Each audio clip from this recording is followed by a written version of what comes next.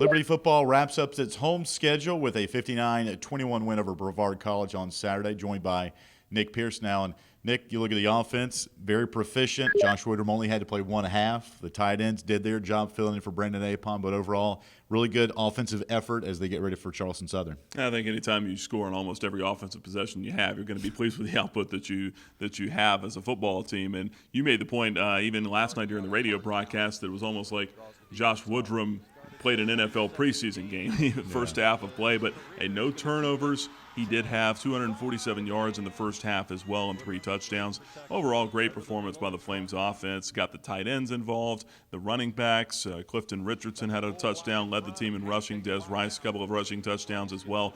Overall, got to be very pleased. You look at the tight ends, Dexter Herman, Michael Johnson, both got in the end zone, and you caught up with Michael after the ball game. And first interview that we've ever done with him, I thought he did quite well in that. Yeah, he did. I think admittedly a little bit nervous after the fact, but you couldn't tell. Mike handled it like a pro, and what a great story. Good for him. A kid that transferred in from Longwood, didn't even have the promise of a roster spot here on the football team, but just said that he felt the Lord calling him to come to Liberty, and Longwood wasn't a good fit for him. So came here, and got himself a spot on the football team. And on senior night, he goes out with his first career touchdown. Couldn't write it up any better. And speaking of Michael, make no mistake about it, he wanted to get in the end zone, and lo and behold, he did on Saturday.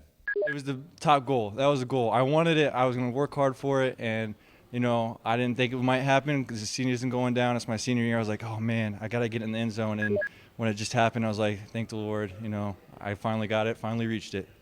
Hey, defensively, Nick, a tough assignment going into a game with a triple option attack like Brevard, but it's going to get them used to next weekend. I know we'll talk about Charleston Southern in a minute, but assignment football, and that's one thing I know Kevin Fogg mentioned after the ball game to you. He really did, but overall, you look at what the Flames defense was able to do. They hold Brevard to 284 yards. I mean, that's still pretty good, and then considering that they got 75 of those on one kind of fluky play. So all in all, I think a great night for the Flames defense. Another interception for Jacob Hagan as well. He's just becoming that man in the secondary for the Flames, third in as many weeks. So overall, I think very pleased with the performance of the defense. And, now next week, like you said, they've got another tough task in Charleston Southern.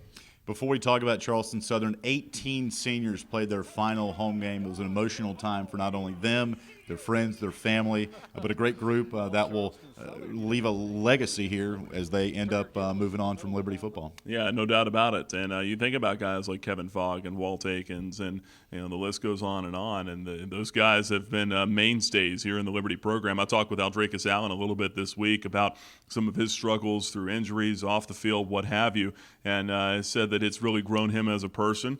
And I think you can tell that in Aldrakis and the way that he acts, and just remembering that first touchdown against North Carolina Central here back in 2009. Aldrakis with the dreadlocks, and now Aldrakis with a little bit different outlook on life now, and it's just and that's what Liberty's all about, and that's what the whole experience here is all about. So that's certainly good to see. We caught up with Kevin Fogg after the ball game, and he shared his thoughts on his final regular season home game here at Williams Stadium. It was really exciting. It's really great to be honored to be a senior and for it to be my last regular season home game. And it was a little emotional, but I held it in until I got inside, so it was good. Definitely great to play here. Definitely great to be part of this team, and I'm just excited just to see how God uses this team. Well, Nick, here we are once again for a chance at, as we call it, a piece of the pie. Another Big South championship. Could be the 6th in 7 years for this football program. And as a player and as a coach, that's what you want, the final game of the season to mean something.